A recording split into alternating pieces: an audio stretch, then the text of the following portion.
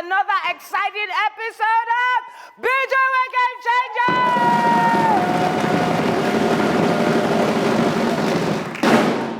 Here we capture success from different perspectives. We delve into the minds of people with celebrated brands and careers who've turned their dreams into reality and their ideas into lucrative empires. I'm your host, of course, Seyi, and when I return, we'll be taking a flight.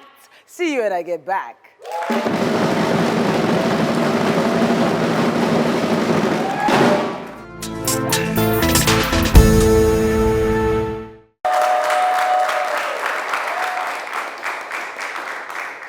Welcome back to the show. You are about to meet our game changer. I'm excited. I can hardly sit. Basketmouth is a comedian, filmmaker, and musician. He's grown his career in comedy from earning as low as 300 naira per show to becoming a globally recognized comedian. But he didn't stop there. Basketmouth has also become a leading force in Nigerian television and film with popular works like Flatmates, Papa Benji, and Yabasi. I'm about to bring in someone super special. He's big, he's global. Will you give it up for Basketmouth?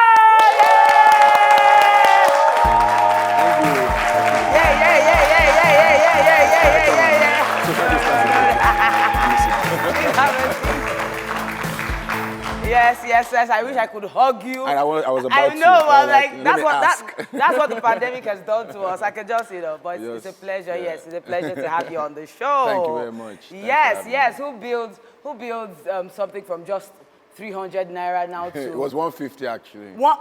Yeah, they agreed. We agreed they were going to pay me 300, and they paid 150 up front. So at the balance they never came. It's okay. I know the brands, but I don't want to mention them. Brands watch it. Yes. You never know. It was a hair company. Oh my! One of the popular ones back wow, then. So they sponsored a gig. So they ran out of comedians. Nobody could hold it down. So they came to the show I was doing and said, "Dude, can you come and perform?" I mean, I was also looking for money for food. So when they say how much, what I calculate, okay, what do you need to eat? 300. And to think you didn't even get that whole 300. It's fine. Wow, it's fine. Because after performing on that stage, it led to other shows. That's it. So I didn't care. Yeah. And I find that that's a major thing with entertainment especially. And I think every other career. Yeah. Just taking advantage of opportunities when you're starting off and you know you need that recognition. Yeah. Well done. I was ready for them to use me. Well, it's becoming a thing these days. Yeah. In fact, there's even a song to it that no free. Oh gosh, I can't remember the lyrics now. But I find a lot of young people saying things like, "Please, if you can't pay me," and this person is not even yet sharp at the job. Yeah. If you can't pay me, I've got my rate card. What's your thought on that? And I think, for me, everyone's got their own approach, so I'm not going to fault anybody's approach in terms of how they manage their career and their business. But for me, you have to invest. Before you can start reaping. Yes. So for me, when I got into the industry, actually, the time I started, there was no social media. So if you want to make people see you, you have to go there and perform in front of them. So I was willing to do that for as long as I could until the right people saw me. And it was just one gig, and the gig was for free. So if I had not done that gig, I had asked them, look, you must pay me. Nobody would have seen me on that stage. But after I did that gig, the rest was history. So sometimes you want to invest by, just put yourself into it. The money will come. Yes, I like the term you use, invest. If people see it that way. You can't just, because now it's easier for people to become famous. Yes. But it's also easier for you to lose it, unlike before, because you're not grounded. And if you look at it the way it is, right? I'm sorry, but your fans will never drop you if you make one mistake. Yes. Right? Yes. They'll give excuses for you. They'll be upset, but they'll make excuses for you. Your core fans will never let you go. Do you understand? But if you create fans that are just, the surface fans, once you mess up, they throw you away. So those investments is how you, go them to them. Seeing you, experiencing you. Not just, so that's it. Thank you for that. Even though that wasn't planned, but that was deep. Thank you. So I'm going to go right to the beginning. Yeah. You were he actually thought he was a musician. I mean, when we had the meeting and we're going through your, your story and all of that, I was shocked to actually see that you actually spent several years chasing music. Because considering how funny you are, I'm like, how did he know? And then you did that and it just didn't work out. You're in a group, in fact, about 2 groups. Yeah, 2 groups. Yes. And then someone told you one day, you know what, you should try comedy. You're funny, and you then got a gig, you got on stage, and you were booed. How did you not just walk away from comedy that day? Because, it was preceded by a lot of failure already. What did you tell yourself at that sort of moment? Let me try and, I'll try to be short with this one. Okay, the thing is, I'm still a church boy. I was a church boy, and back then, Sunday school, they will be telling us about the amount of talents that God has blessed us with. And at that point, I could draw, I could paint, based on my family. Everyone can actually, we are all artists in one way or the other. So my brother is actually a professional artist. Okay. So we actually had a group, formed a group. So we make comics. Back then in secondary school. Yeah, and it used to be called DBG Comics. We've done everything. So at that point, I thought it was going to be comics. I thought it was going to be, doing art, like, those kind of stuff. Then eventually it stopped, and I started doing signages. I did everything. I was like, I'm enjoying this. Please tell us so people can know that people move from things till you find the one. So since I was good with art, I noticed that some people in my church wanted to do signages. Even my church wanted to do a signage, and I was like, I can do it. Okay. And they gave it to me, and they paid. So I did the one for the church. Then the member of the church said, come and do one at my office. So I started doing that. Small money. But we're like, I don't want to do this. This is not what I want. I don't enjoy it. It's not tasking. Not mentally. Yeah, mentally. So that was short-lived. Okay. I was playing drums all the while. Drumming, I thought it was going to be the thing, but no, it wasn't. You understand? I was earning about 500 naira a week, which was big money back then. Yes, a week. Drummer, yeah. But eventually, I had to go to school. Okay. Yeah, so I saved. Yeah. I saved the money I made from drumming and use it to train myself. I didn't want to stress my parents.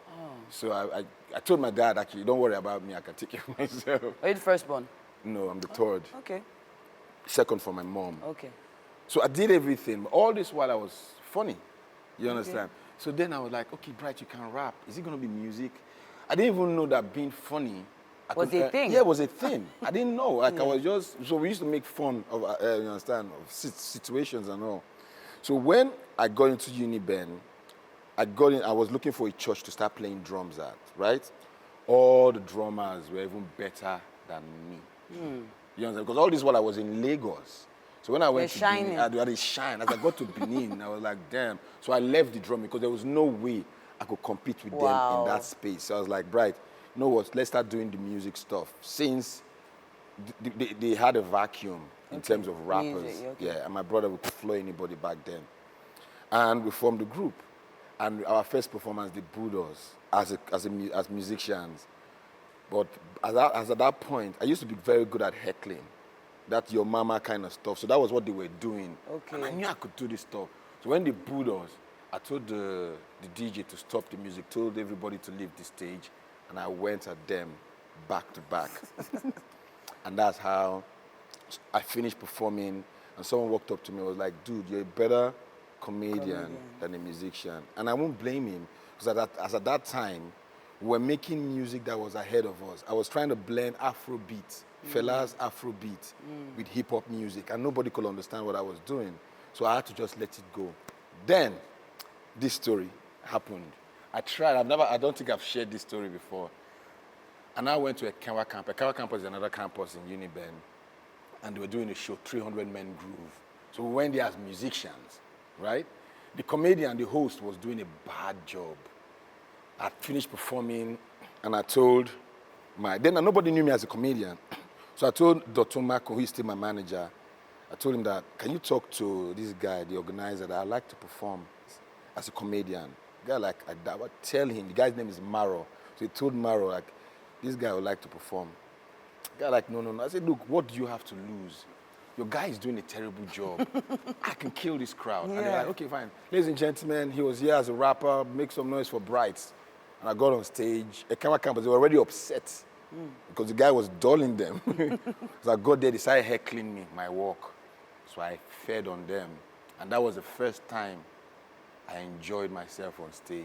And they started listening. The first time it was just heckling. This time I started telling them stories and they were laughing. And that was the first time I felt fame. I didn't know what it was. It felt good. It felt good. So the next day we went to eat. People were like, that's the guy, that's the guy, that's the guy. They bought me food, everything. I was like, wow, damn. And that's how I held on to it. I was like, Bright, this is dope, man. Just hold on. You're enjoying yourself on stage. And that's how I started. Fantastic. And since from that day till date, I never got booed. Okay. Yeah. Okay, so the booing was from music, rapper, not from comedy. Not as a rapper, not as a comedian. Fantastic then. Yeah. Then you got your first major gig. It was in Lagos. I think it was another company that was having an event. Yeah. And I remember you said Tony Tetwila got that gig for you. And the biggest you had ever received. 30,000 naira. 30,000 naira. Yeah. But you did something unique. Yeah. You collected the money after you performed, of course. And you went home and you gave your mom 25,000. Yeah, investment. And you kept 5,000. I want to understand why you did that. That's so significant, and I'd love to know why. I'm not from a very rich family, right? So I saw my parents. My mom used to sell fabrics at Aswani Market every Tuesday. That's when they open. So I used to follow her at some point. 'Cause I was done with secondary school. I had nothing else to do. So I follow her to the market. She said I have good luck. That every time I follow her to the market, she sells out. Okay. So I was one of those kids that would be in a market by my mom selling textiles, right? I was there, I was looking at everything, and not like I hated it, I didn't know any better, but I was like, Bright, with all these things you have, with all this crap going to your brain, you know you can do stuff. You need to get your mom out of this place. So eventually, when I started making things happen, when they gave me the money, the first thing that came to my mind, go and give your mom. Just give her, use 5,000. So that's the 5,000 was what I used to buy clothes. To buy clothes, yeah. I knew that I have the talent and I can make this money over and over again. But she doesn't have the talent. She needs the money. I don't. Do you understand? I can take care of myself. So I gave it to her. And more came. Why did you think that was going to bring it? Was it because you wanted a blessing, or No, you just didn't want your mom it was default going setting. through? Default? What do you mean by default? It's my default setting. But you brought up? We want to I was brought up understand that way, the like, why. That wasn't the first time that I was giving her. When I was playing drums, earning money, I used to give her almost everything. Because Yeah. you felt responsible. I felt responsible. I could see what was going on. And I'm making money. Why am I going to keep the money when I need to bring it back to the house? So I was always, I felt I could take care of myself. And that was the reason why I told my dad, don't worry about me. Because the thing is this, yeah? A lot of people are okay being on top of the bottom. I was doing well as a drummer. I was on top, but I was at the bottom. Because until I went to Uniben, I realized that, Bright, you don't know anything concerning drumming. Because if you're in that space, you think that, oh man, if you step out of your comfort zone, that's when you now realize that, man, things is different. And the challenges will make you even better. And when I saw those opportunities, because the thing is that obstacle is my way. I like it when there's obstacle. Did you hear that? Obstacle is my way. Who looks for obstacles in life? That's where the good things are. That's where the goodies. That's where so they are goodies, hidden inside obstacles. Yeah. Correct. Nice. So when things start getting difficult, I'm like, then there's something there. So I'll dig in until I break it. And that's how it's been. Fantastic. Yeah. Fantastic.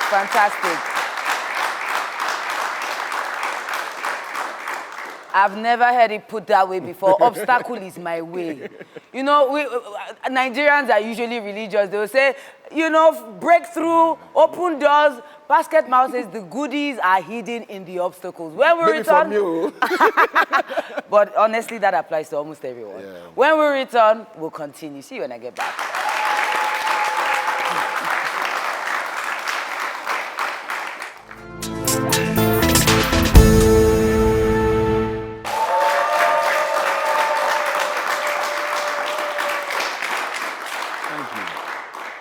welcome back to the show. Don't forget to join the conversation on our social media platforms at the BWG Show. It's about to get hotter. Hello. Hi. I love your frame. Thank you very much. Green looks good on you. I heard. All right. So you said something, before we went on break, that when you see the obstacles, then you know there's goodies in there. Yeah. And it leads me to one of my questions. So you launched Flatmates. You co-created, the show Flatmates in 2006, if I'm correct. Yeah. Yes. And it was a hit on terrestrial TV, and it ran for about 4 years. Mm-hmm. But unfortunately, just like we all know, good media sometimes doesn't get the kind of funding and, all of that advertising it needs, And then it went off because of funding after 4 years of trending. It's sad sometimes when I see good things trend and not get funded, but hey, story for another day. Yeah, yes. And then it went off air. And then in 2017, a massive, large cable platform picks it up. Yeah. And you made that statement and it just reminded me, and it told me that that same mindset is probably what you applied. Because when we were looking through your story, we asked ourselves, did he just keep Flatmates somewhere in his cupboard and go on with other things? But for us, you were still marketing that thing. To be honest. Or how did you get that gig with the cable platform? So what happened was, we knew, myself and Kyle, they knew that we had a gold mine, but we didn't have funding. So halfway, I actually stepped out.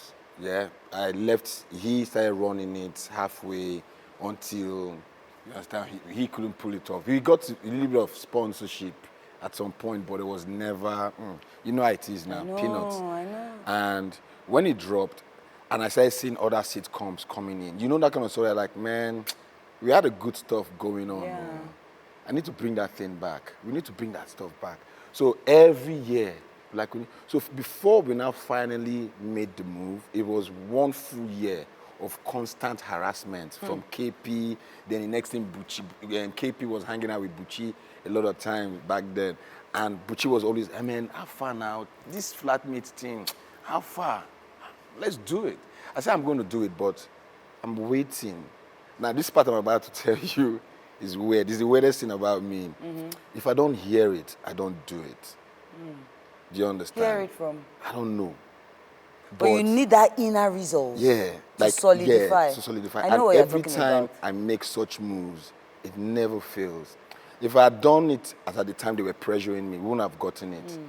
But one day I just woke up and somebody just said, Bright, reach out to Mnet and offer them Flatmates. And I made the call and I said, I have this crazy show for you guys. And I think you guys are going to love it. We're rebranding it. We're going to do this. What's the show? Flatmates. It's a sitcom, blah, blah, blah. We want it. Wow. We are looking for a sitcom to fit. There's a vacuum. Right timing, right timing. Everything. Yeah. So that's how it works for me. So when they were putting on the pressure, I was like, guys, don't worry. Because I'm not going to make any move until I hear that voice. Well, I want to ask for that. This voice or this hearing. yeah, it's true. We have to learn. Is it tied to anything? Is it when you're well rested or when you've prayed well or which one? No, the thing is, I don't know if I'm going to define this as... Even you don't know? I don't know, but let me try. Okay. Ideas, like most times when people pay tithes in church, they expect money in return. Yeah. That's not how it works. I believe that the way it works is that when you pay your tithe or sow a seed, whatever it is, God doesn't just, money will not fall from up. Sometimes there are ideas that are equivalent to money. Yes. So now you've paid your tithe or whatever it is, and you're just chilling, waiting for the blessings. And something will come to you, man, this idea, don't you want to try something like this? But most of us, we don't listen. Do you understand? We wave it away. But those are the things, because if you don't listen to the voice. To the voices, because sometimes the thing comes up. And if you're not at peace with yourself inside, you will never hear those things. It's impossible. You understand? Because negative attracts negative, positive attracts positive. So until you're at peace with yourself, when you have nothing troubling your inner self, that's when you can connect with that supernatural world. And trust me, there's a lot out there that we are not tapping into. You understand? So these ideas, I pay my tithe in different ways. And every time I do, maybe a week, maybe 2 weeks, maybe it's the tide that brings, I don't care, but it works for me. And I think another thing, even though I'm not your pastor, I think another thing you're doing right, you know, and everyone says about you, is that you just keep involving, lifting, involving guys, the young, the middle, because a lot of people ascribe their fame to you, Bovi, Bucci, many people. Yeah. Do you think that also? I think it helps. I think that helps because I know my purpose and I identified it. And I think one of my purpose is for me to be a conduit, to be that channel. Because the way things happened for me, I won't lie to you, it's a miracle. I think there are some things that happened that I know that this is not normal. Now God, do you get? And I don't want to get into details, but the way things happened for me, even down to Papa Benji, everything that I've done, down to Yabas, the album, it's not normal. So based on that, let me give you an example. When I'm out of, okay, let's say we run out of funds sometimes. Yeah. So when I run out of funds, and let's say maybe I have, just say maybe 100,000 naira left, and someone comes to me, Basket, man, blah, blah, blah, blah, blah, blah, blah. No, that's not how it works, actually. This is how it works. When I'm out of funds, and I'm chasing for funds, and the funds comes in, right? And 2 minutes later, I start receiving phone calls. Bro, this problem deal, one thing deal. I know that this money that was given to me is not mine. As at that point in time, I know, Bright, this is not your money. Solve their problem. Your own, they come. And that's how it works. So that's the voice I'm talking about. Those are the things. So I just that voice also tells you to give. This one is not yours. God gave you this one so you can give them their prayers. Yeah, that's how it works. So it goes, then mine comes after. He's a giver.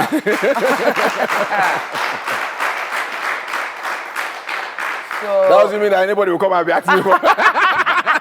No, but the thing is that how it works is they don't ask until it's so it's tight. Even the timing, everything is orchestrated. So when it happens that way, so when nothing comes, I'm not like, oh, right, yeah, this is for you. So the same thing with talents. When I was creating, I'm sorry I'm jumping in, I don't know if you had that. That's fine, I'm enjoying it. When I was creating Papa Benji, if you noticed, I didn't put myself as the lead character. Yes, you're not. Oh, I love that. But please, can we just, I love it. I love it. Wow. So, and sorry, I must ask a quick question. Now that you raised Papa Benji, do you own that work 100%? Yes, 100%. And all those brands are flying all over. You alone. Please, let's clap. It's good.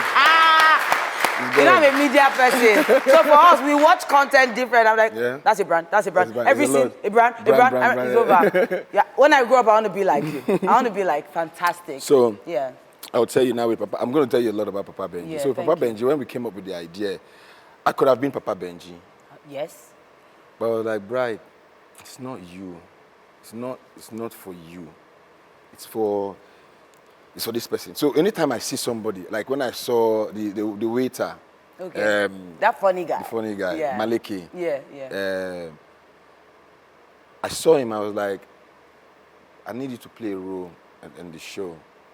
And he was like, Benin, Lagos. I said, dude, this role is for you. Trust me, you can carry it. I know. And he was like, okay, you give it a try. And he came. And immediately they said, action. He too, he was shocked the way he carried the character. But most times, when I just see, I like, man, this guy, Gofi, cannot be you. Give him. Do you understand? So based on, I'm not greedy with opportunities that comes before me. Like if I see something, if I don't feel it, I don't do it. Like the album, Yabas. People were, man, Basket, why can't you just bust a verse? I can rap. But like, guys, I noticed you're like the... Yeah, I'm like, you know, I don't hear my voice. The Puff Daddy in the whole thing. I don't hear my voice on the album. I'm not going to force myself on it. Okay, you just, in your creativity, in your moment. I listen. You just didn't hear you. It was other people. Yes, I didn't hear me. I'm like, Bright, why do you want to force yourself on it? It's not supposed to be. You don't have to be the lead act in your... So I listen to my consciousness more than anything else. Wow. Yeah. That means you're definitely someone that takes a lot of time to yourself. Papa Benji, this is how it happened. 2 years ago, 3 years ago, something crossed my mind. The voice said, Bright, set up a company that does only contents. Baron's Small. World. No, Baron's World is Flatmates and do events and content. But create one that does only specifically content, right? Online content. So I spoke to some people and I just called my lawyer. I was like, I want to register a company. And he was like, so what's the name? I was like, I don't know the name yet, but I'll call you and tell you. And next night I was like, man, something just came to my head, call it Zing. Zing. Oh, yeah, I saw that. Yeah. Zing. And I called him, I said, call it Zing. Look for Zing. And he said, yeah, it's available. I said, book it. Yeah. 1 year passed, we didn't do anything. I was promoting my London show. And on stage, before I got on stage, I just called Rockwell. I heard, Bright, this is your last show for the year. Announce it and let go. So on stage, last year, February, I got on stage. I told Rockwell first, I said, Rockwell, I'm not doing any comedy show after now. I'm going to start doing music. And he was like, okay. I said, yeah, that's it. So I got on stage, and on stage I announced that this is going to be my last comedy show for a while.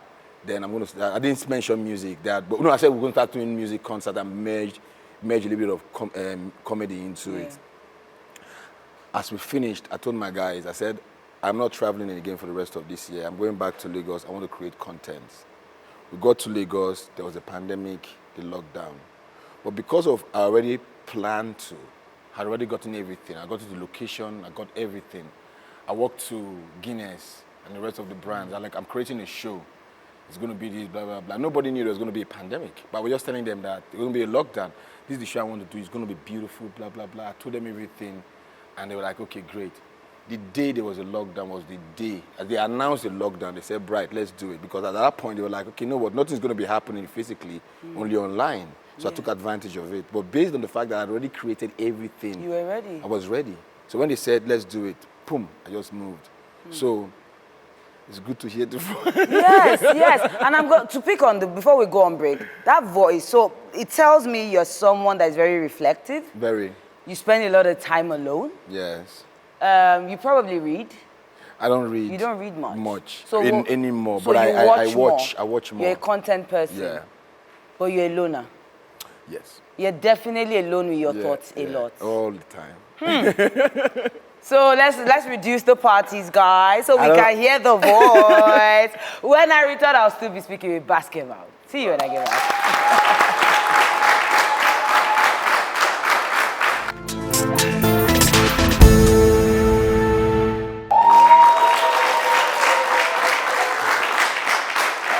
Oh, thank you. Yes. We're enjoying the chat.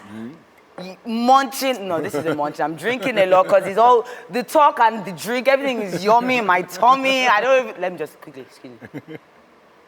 Yes, Basketmouth is a thrill. Welcome back to the show, guys. Don't forget to join the conversation on our social media platforms at the BWG Show. It is hot and it's getting even hotter. Basketmouth. Yes. At what point did it dawn on you that you could dominate the world? I say so because before you, I didn't really see Nigerian comedy having the ability to be exported. Yeah. You are that person that opened my eyes, and I know so many people to the fact that, hey, you can actually bring in foreign acts, and then you can also go there comfortably and do your thing. So obviously you see the world as your oyster, but it must have been something or somewhere, someone that opened. How did that happen for you? No, earlier on, I said I didn't want to be on top of the bottom, yeah? So when I did comedy in Nigeria to the point where I'm like, what's next? You get? I'm like, Bright, what's next? When you're done with this, what are you going to do next? So I'm like, okay, take it outside Nigeria. So not long after, I got booked for a gig in Ghana. And I went to do the gig. That's when I did the Two Things Involved material. And they released the video online. And I got upset because I had not used the material that much for it to go viral. And I wouldn't be able to use it anymore. So I got upset. Then I went on YouTube. Like that YouTube was just banging then. I saw the video. It was gaining a lot of views. I'm like, you know what? Let it go. Do you understand? Let it go down. I wanted to take it down as I was going to tell them to take it down because I want to use the joke some more. Yeah, okay. At least that joke, come on. I could always waste my material like that. So something just said, Bright, let it go. Let it, sacrifice this one. And that particular material just took off. David Cow in South Africa, a comedian, that's done about the same duration of time in terms of performing on stage. Yeah. And he's done about like 23, 24 years as well. So he reached out to me through Oprah Williams and said he wanted me to come to his gig. The money wasn't much. He's a colleague like myself. Like, no, I'll do it. Yeah, and I went to South Africa and did that gig. And you know South Africa, they love comedy. And it's grounded. No, we don't love comedy for Nigeria. Really? No. They love, to the point where I think they have over like 20 comedy clubs functioning. Oh, really? Yeah. Even on the same day, you see like 3 different clubs banging or more. Then I did that show, and I nailed it. Then David Cow now, the gist was like a virus. It was just spreading, and the kind of materials I was writing at that point in time they could understand it. So I was like, Bright, since you have this set, why not improve on it? So that way you can just have a set for the foreign market and have a set for the local market. So, and as I started focusing on the foreign market materials, and the more I was doing it, the more they were coming. And I was like, Bright, come on, just go with the flow. You tell different jokes outside the country? Yeah. You can't tell Nigerian kind of No, jokes? I can't try it. Fantastic. So that's also a lot of work from your end. Yeah, it's a lot of work to appeal to them, because you need to now start writing, okay, what are they going to like? Then you start, and research the culture? Research the culture and all the stuff. So, and it's been amazing. Wow. And there was one thing that happened that was so significant. The first time someone saw me performing, he said, Basketmouth. No, rather, he said, Bright, come. Have you seen Eddie Murphy perform before? I was like, no, I've not.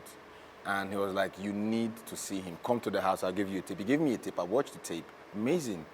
And the same stage that Eddie Murphy performed, that same Delirious. When I started working with Russell Peters, Russell now said, we're doing DC, and you're doing DC with me. You're opening for me.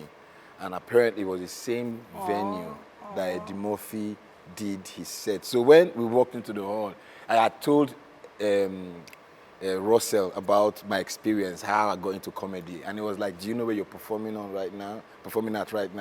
I said, no. He says, the same place you saw Eddie Murphy perform. I was like, you're kidding me. So he said, yes. How did you feel? I was like, no, come on. This was meant to happen. And yeah, it's amazing. They've been itching, I've been getting messages from the audience. Yes. They have questions, I'm going to take one though. Guys, just one. Yeah. So, help me get the microphone. Good, we have a question, yes. Okay, ma, thank you so much for this opportunity. So my question goes like this. So we've seen so many acts on Papa Benji, Flatmates, and we obviously want to be like them, but we don't have the opportunity to. So how do you advise us to go about it from our comfort zone? Okay, yeah, if you have the talent, like the good thing is that social media has made it so easy for most people to just showcase their talents, yeah? And I encourage people most times to always, when you pray about it. Whether you're a Muslim or you need a religion is that thing that just pray about it and it will come. Whatever comes, do it. You will fail. Doesn't matter. Do another type. Do another one until you strike. When you strike that right one, drop everything online. Like, there's this song by Fino that I can't remember the title of the song, but it's one of the songs. He didn't want to do it. He gave the song to someone else. Okay. Yeah, and the song blew. You understand? Sometimes you will never know which one is going to blow. You know, so just throw everything. And guess what? What happens is that while you're throwing all those things, throwing them you understand, to that social media, into the social media space, we get to see it from the Explore page. Let me tell you, most of the people that work with me, even on the professor, on Papa, the new professor I added, there's a new professor I added on the show. I met him online. Wow. I saw him on social media, and I was the one that sent him a message last year, June.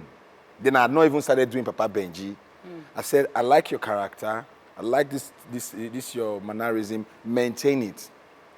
I'm going to come for you later on. I came for him January this year. I'm sure he fainted and woke up again when he saw that message. Nah, I want you. So that's how it happens. Like, that's how Put your work out there. That's what put it I out there. saying. Throw it, whether it's good or it's bad. Just be throwing everything. Because even the bad ones might be good to me. Keep doing it. Keep putting it out there. I know there are loads of people like me out there that will see. Trust me. Yes, fantastic. I think that is so true.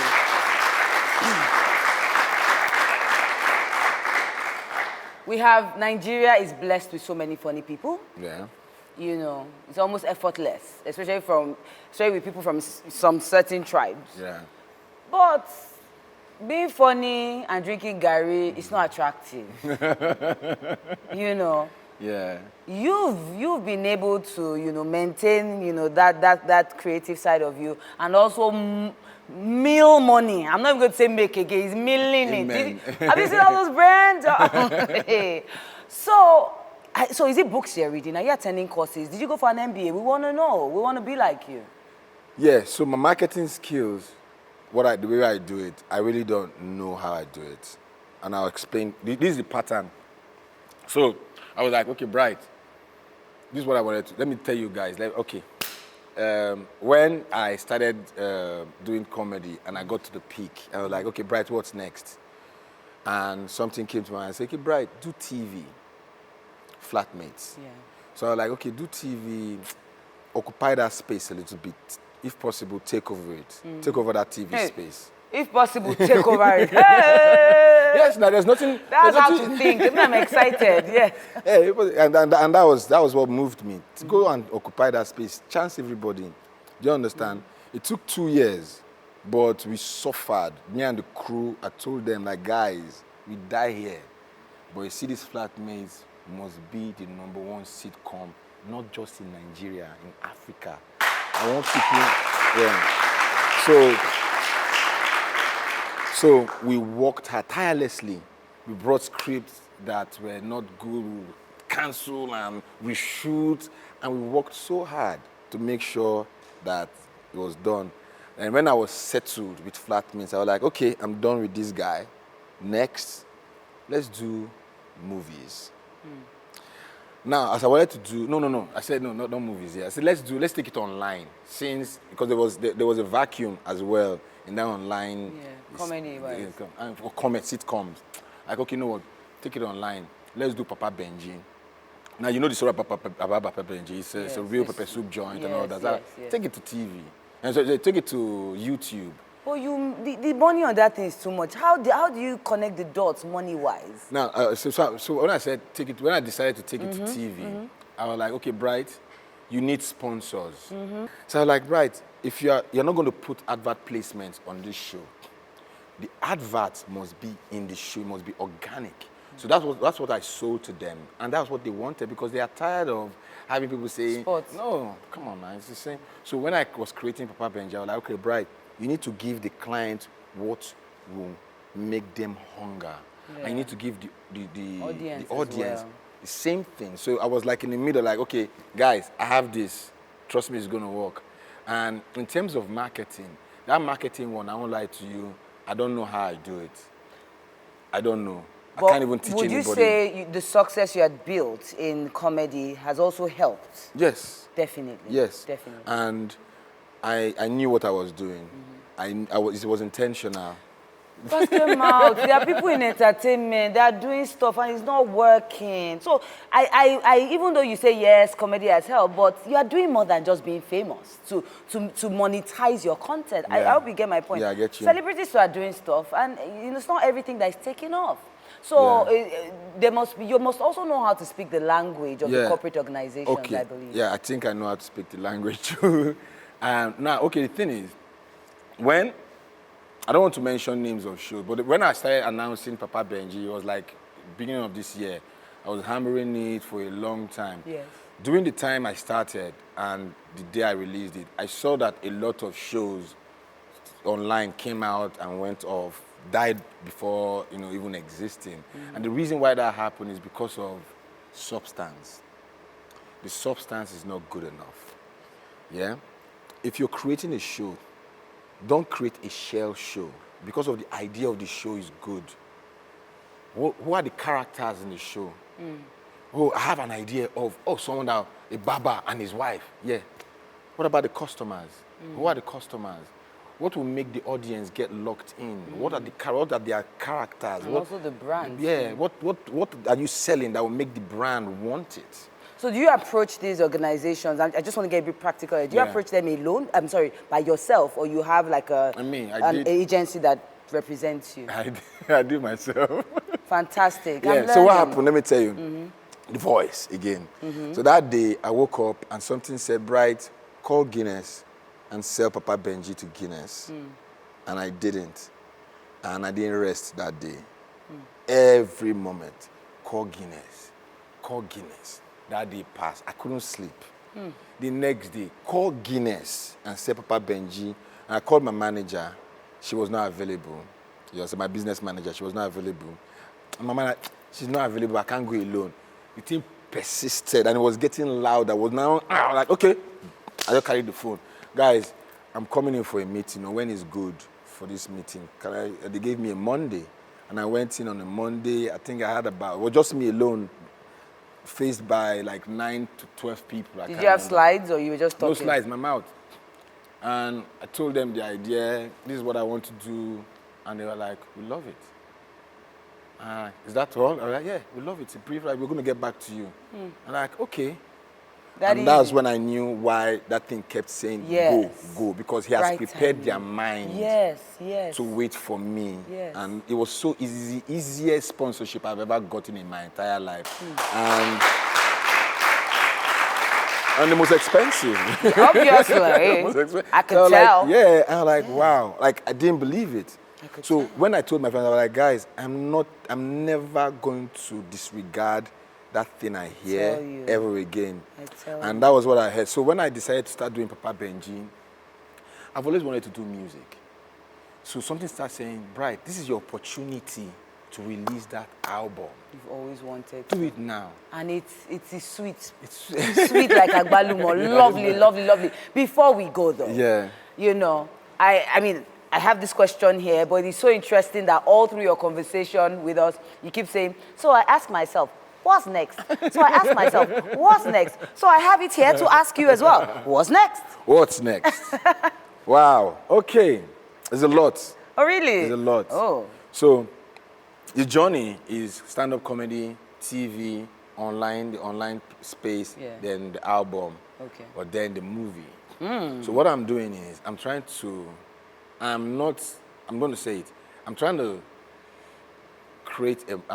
scratch every industry. Like, I want to leave a mark. That's in media. I want to give all of them stretch marks. Like, So I've done that to comedy, I'm good. I've done that to TV, I'm fine. I've done that to the online space, I'm good. I've done that to music. We've not seen you in film. I'm done, And the next is the movie. That's what's next. Oh, really? The movie is called Scorpio. Ooh, it has a name already. That means it's coming out soon. Yes, it's coming out in November. Wow! Yes. Fantastic, fantastic, fantastic. It's not a comedy movie. It's nothing. It has nothing to do with... Strong storyline. Strong storyline. It's a thriller. It's actually going to be my biggest project ever. And that's Scorpio. The Scorpio. So the title of the album is called The Scorpio Effect. It was supposed to, it's coined out from the ripple effect. So the album is the ripple effect of the movie. Can we just give Basketmouth a big clap? It's been amazing.